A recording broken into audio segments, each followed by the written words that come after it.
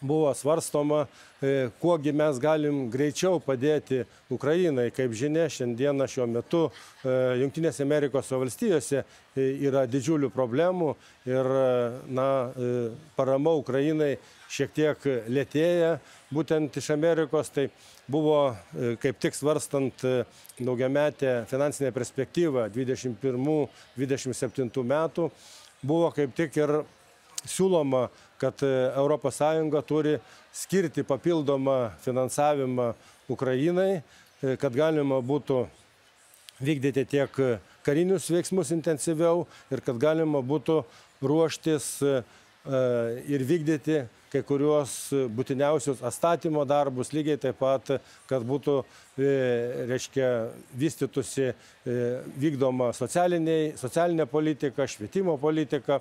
Tai peržiūrint, daugiametį biudžetą buvo numatyta ir patvirtinta 60 milijardų eurų Ukrainai parama. Tai iš tikrųjų labai svarbus dalykas ir džiugu, kad parlamentas labai vieningai palaikė šitą siūlymą. Taip pat komisija pasiūlė iš papildomų resursų skirti ir 10 milijardų naujom investicijom. Kaip žinia, Europa yra pradėjusi lustų programą, tai labai svarbi programa ir tai programai reikia surasti lėšų, kad ją galima būtų toliau vystyti.